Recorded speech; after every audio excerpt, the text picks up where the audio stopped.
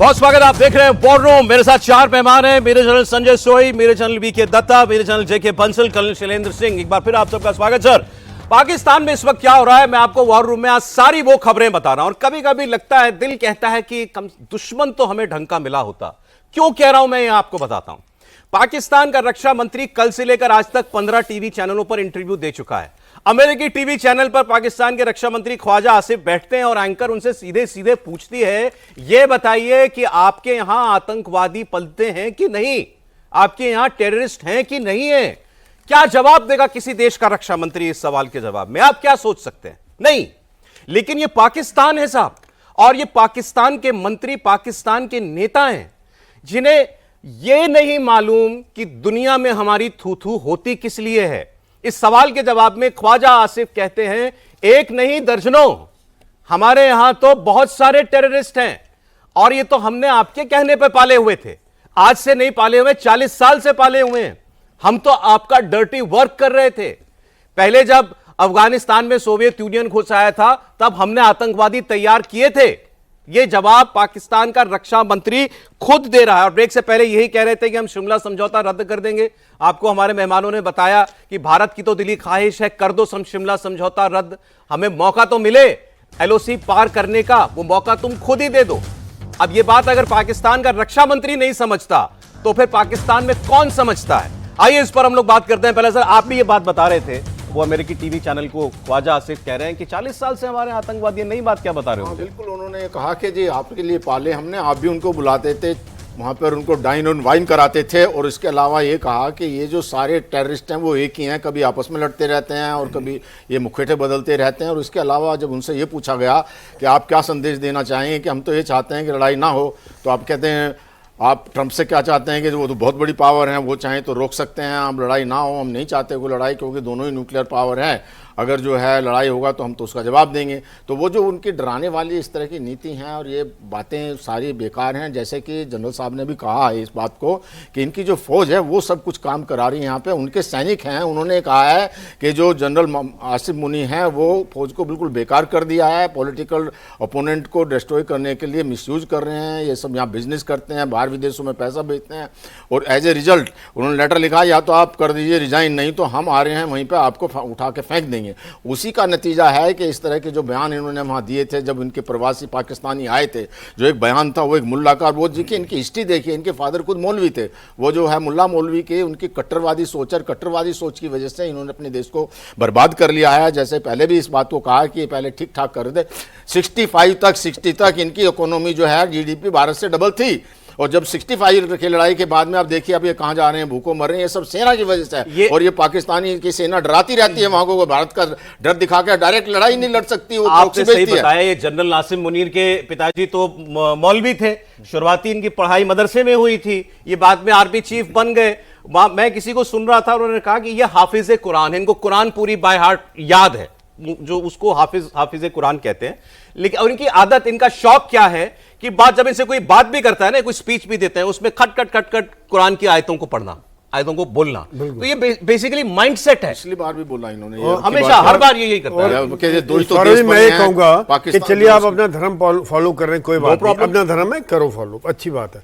लेकिन क्या आप हिंदू मुस्लिम के बीच में फर्क डाल रहे हैं? क्या आप वहां पे जो आर्मी चीफ की बजाय एक मौलवी के जैसे बात कर रहे हैं? क्या आप एक पॉलिटिशियन के जैसे बात कर रहे हैं? क्या आज आप वो दुनिया में आतंक की बात कर रहे हैं? पुराने आईएसआई वाले भी रहे, मिलिटेंट्स ग्रुप के इनके संगठन है, ग्रुप है, दोस्ती है। तो ये जो आज जो हरकतें हो रही हैं, ये जो मेरे हिसाब से जो इसके पीछे सरगना है, जो सर है, वो आर्मी चीफ है, पाकिस्तान की आर्मी है, आईएसआई है। और जो मिलिटेंट्स हैं ये सिर्फ कठपुतलियां हैं जो आगे क्या भैया अब ये बोल दो। पिछले हफ्ते 10 दिन में जो बयान आए हैं इनके मिलिटेंट्स के लीडर्स के, जो क्या खतरनाक बयान आए पिछले 11 अप्रैल के बाद से अभी तक, अगर आप सुनेंगे एक के बाद एक बयान आ रहे हैं। एक कमेंट जरा शिमला समझौते पर भी आपका। शिमला समझौते जैसे बाकियों ने कहा है तो कहते अपने पैर पर कुल्हाड़ी मारना या खिसियानी बिल्ली खंबा नोचे, वो बात। और इनको समझ में नहीं आ रहा भाई, इतना प्रेशर पड़ गया इनके ऊपर, इनको भी समझ नहीं आ रहा क्या बोलूं, क्या करूं, क्या कैसे एक्ट करूं, क्या रेस्पॉन्ड करूं। अब जो आ रहा है वो बोलते जा रहे हैं, शायद ये अच्छा हो। इन्होंने इसका मतलब खुद नहीं पढ़ा, इनको खुद पता नहीं है कि शिमला समझौता है क्या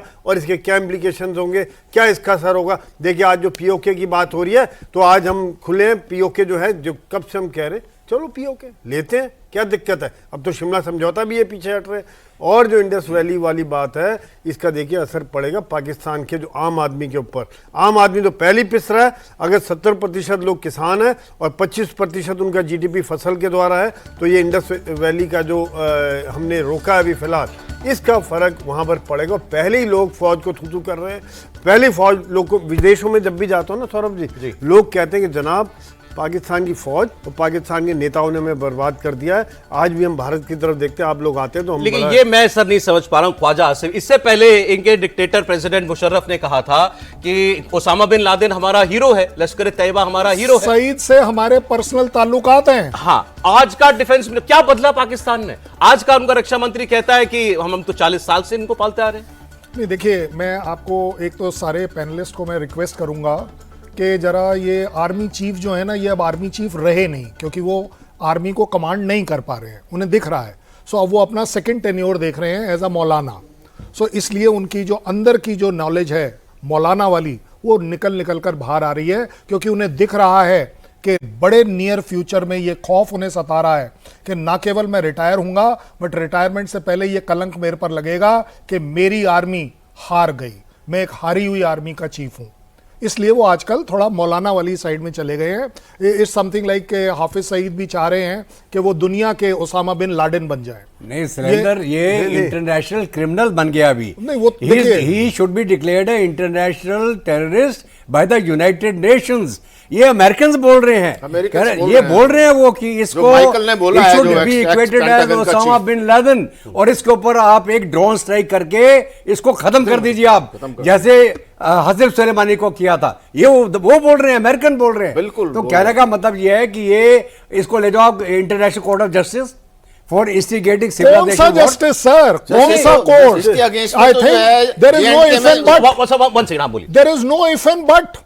मतलब अगर क्लैरिटी के साथ वो बंदा टेररिस्ट बनता चला जा रहा है, मौलाना बनता चला जा रहा है, तो हम उसके आर्मी चीफ पर तो अटैक कर ही नहीं रहे। हमने कब बोला? हमने कहीं नहीं बोला कि this is the act of war. ये तो वहां से आवाज उठकर आई है, this is the act of war. If you take it as act of war, तो ये जो खून खराबा हो रहा है, this is not act of war. किसी देश का पैमाना कितना गिर सकता है अपनी डिग्निटी का। मैं आपकी बात से मुझे याद आया सर, इनके चैनल पर बहुत सीनियर एक्सपर्ट्स और बहुत 40-40 साल के पत्रकार क्या बात कह रहे हैं। अभी हमारे यहां पर जाफर एक्सप्रेस पर बलोचों ने हमला किया, हमारे 200 लोग मारे गए। हमने तो इंडिया को ब्लेम नहीं किया, हमने तो नहीं कहा कि तुमने हमारे लोग मार दिए, चलो हम तुमसे लड़ाई करना चाहते हैं। इंडिया के तो 26 लोग मरे हैं, वो क्यों हमसे लड़ाई कर? This is a discussion on Pakistani TV. जरा सोचें आप। नहीं, वो भी उसकी आर्मी ने बोला सिर्फ 17 आदमी मेरे फौजी थे। Pakistan army has declared only 17 casualty. और उससे भी बड़ी बात, मुझे आप एक बात बताइए, अभी थोड़ी देर पहले बात हो रही थी कि वो जो पैनलिस्ट जो पाकिस्तानी बोल रहे थे कि अफगानीज को आजकल हम ट्रेन कर रहे हैं, हम भेज रहे हैं। भाई, आपके डिफेंस मिनिस्टर या डिप्टी प्राइम मिनिस्टर बोल रहे हैं कि वो ट्रेन करते थे because of the western countries. अब मुझे एक्चुअली समझ नहीं आ रहा कि दोनों में से सच कौन बोल रहा है। मुझे लग रहा है दोनों झूठ बोल रहे हैं। मेरे हिसाब से पार्लियामेंट में अभी एक डिबेट एक खबर है, मैं बता दूं, गृह मंत्री अमित शाह ने भारत के सभी मुख्यमंत्रियों से बात की है और उनसे कहा है कि आपके राज्यों के अंदर जो भी पाकिस्तानी नागरिक आए हुए हों, उनको तुरंत आप लोग वापस भेजिए, इसके निर्देश जारी कीजिए, क्योंकि भारत ने 48 घंटे का समय दिया था सभी पाकिस्तानियों को वापस लौटने के लिए, और कुछ केसेस के अंदर कुछ और दिनों का। तो अब इसके मुख्यमंत्रियों को गृह मंत्री की तरफ से निर्देश दिए गए हैं कि आप अपने यहां अपने ब्यूरोक्रेसी में, अपने प्रशासन में इस बात के मैसेज दीजिए कि जल्द से जल्द ये सारे पाकिस्तानी वापस अपने मुल्क को चले जाएं। कोई पाकिस्तानी वीजा वायलेशन करके यहां भारत में नहीं रहना चाहिए। और जब जंग का माहौल बना हुआ हो, पाकिस्तान कह रहा है, मैं नहीं कह रहा, तो फिर बहुत जरूरी है कि आपके देश के अंदर उस देश का कोई आदमी नहीं होना चाहिए। पाकिस्तान ने कोई एडवाइजरी नहीं डाली अभी तक अपने सिटीजन्स को वापस लेने की। भाई, अगर आप ढूंढ रहे हैं कि लड़ाई होने वाली है, ये तो आपका कहना है, आपका भय है, आपका खौफ है, और आप अपने सिटीजन्स को यहां छोड़े हुए हैं। ये मुझे याद दिलाता है ये कारगिल वाली बात। सैनिक भेजना अलाउड है, सैनिक भेजोगे, नॉर्दर्न लाइट इन्फेंट्री को भेजोगे, अनफॉर्चुनेटली वो आई कार्ड लगाकर भी जाएगा, लेकिन अगर मर जाएगा तो वो मेरा सैनिक नहीं है। I think that is the high moral value. ऐसा बेगैरत मुल्क जो अपने फौजियों की डेड बॉडी लेने से इनकार कर रहा था, वो ऐसा मुल्क जिसने बोला कारगिल में पाकिस्तान की फौज ही नहीं गई। वही परवेज मुशर्रफ बाद में किताबें लिख रहा है कि हम कारगिल में गए। इनको शर्म आनी चाहिए, बेशरम मुल्क। ये 1947-48 में जब रजाकार आए, वो क्या फ्रीडम फाइटर थे? ये पाकिस्तानी फौज भेस बदल के आई और इंडियन आर्मी जब इनको धक्का मार के पीछे निकाल रही थी, गलती से हमारा प्रधानमंत्री यूनाइटेड नेशन में चला गया, सीज फायर लाइन। अगर वो नहीं जाता तो ये पीओके होता ही नहीं। Indian army would have रीऑक्युपाइड the entire J&K area. तो हम गलती कर गए।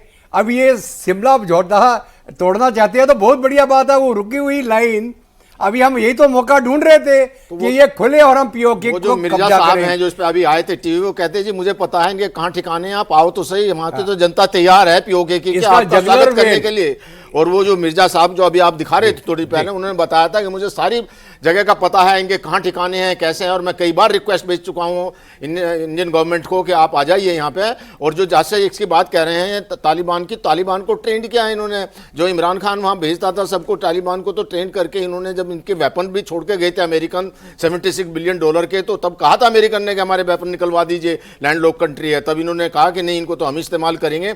अब ये जो उनके ऊपर TTP इस्तेमाल कर रही है, और उसी तरह के वेपन जो हैं अमेरिकन वेपन यहाँ भी पाए गए हमारे पुलवामा में, वहाँ से स्नीक होकर आ रहे हैं। ये टेररिस्ट रेस्पॉन्सिबल स्टेट है। और मैं तो ये कहूँगा, मैं एक और बात कहना चाहूँगा यहाँ पे जो वर्ल्ड फोरम के लिए, कि इतना इरेस्पॉन्सिबल स्पेस, और जहाँ पे वो हो तो इनका तो न्यूक्लियर वेपन से इनके छीन लेने चाहिए, इनको सरेंडर करा देना चाहिए। ये बात सर कल भी कही गई है किसी अमेरिकन एक्सपर्ट के द्वारा कि अमेरिका को इस वक्त सबसे पहले पाकिस्तान के न्यूक्लियर आर्सेनल को, न्यूक्लियर वेपन्स को सेव कर लेना चाहिए। सेव क्या, सरेंडर कर दें, ये रिस्पांसिबल कंट्री को। ये हमास को बुला रहे थे वहां एज अ गेस्ट। हमास जी हाँ, हमास को हमें गाइड करेगा, हम टनल बनाने पे भी शायद मदद कर रहा होगा हमास इनकी। इजराइल हमको एडवाइस कर रहा है कि साहब आप शुरू करें, खत्म हम कर देते हैं। इनके न्यूक्लियर सेट ठोकने के लिए हम यहीं से जाएंगे। उन्होंने बहुत साल पहले भी हमको रिक्वेस्ट किया था, अनफॉर्चुनेटली हम लोग उस समय माने, इजराइलीज ने। बिल्कुल उन्होंने बोला था हमें इजाजत दीजिए, रीफुलिंग मांग रहे थे सिर्फ वो, कि हम जाके ठोकते हैं इनका कूता। ठीक है, तो हमने बोला नहीं भाई, हम अपनी धरती को नहीं इस्तेमाल होने देंगे। पर एक अभी आप कर क्यों रहे? अब देखिए जैसे आसिम मुनीर आ गया है, जो उसकी सोच है, ऐसे में न्यूक्लियर वेपन काफी डेंजरस हो जाते हैं पाकिस्तान, क्योंकि जब उसकी सोच ऐसी है, मुल्लाओं वाली सोच है, उसकी धार्मिक जिहादी मेंटालिटी वाली सोच है, ऐसे में कब क्या मिसयूज कर दें, ये अमेरिका को सोचना चाहिए। क्योंकि जब बना था तभी पाकिस्तान ने कहा था इस्लामिक बॉम्ब है। ये कोई इजराइल के 2 टारगेट थे, पाकिस्तान और ईरान। अगर ईरान को भी होल्ड करके रखा, पाकिस्तान का दरवाजा। ये मुझे आप लोगों ने चर्चा छेड़ दी। एक्चुअली ये पाकिस्तान के यहां पर डिस्कशन चल रहा है। मैं आपको पाकिस्तान के एक बहुत सीनियर डिफेंस एक्सपर्ट और इनकी सरकार में भी ये व्यक्ति रह चुके हैं, सम हिलाली, उसकी बात मैं आपको सुनाता हूं। ये यही बात कह रहे हैं, कह रहे हैं आप कैसे लड़ोगे हिंदुस्तान से? हिंदुस्तान की फौज आपकी 4 गुना, हिंदुस्तान की एयरफोर्स तुम्हारी 6 गुना, हिंदुस्तान की नेवी तुम्हारी नेवी से 8 गुना बड़ी है। तुम्हारे पास लड़ने के लिए कन्वेंशनल हथियार नहीं है, तो हिंदुस्तान से लड़ने का एक ही तरीका है, और वो है न्यूक्लियर वेपन। ये पाकिस्तान के लोग एडवाइस कर रहे हैं। ये मुल्क जहां पर जिम्मेदार लोग अपना दिमाग शायद घर रखकर आते हैं, वो दुनिया के सामने कह रहा है पाकिस्तान केवल न्यूक्लियर वेपन के भरोसे है।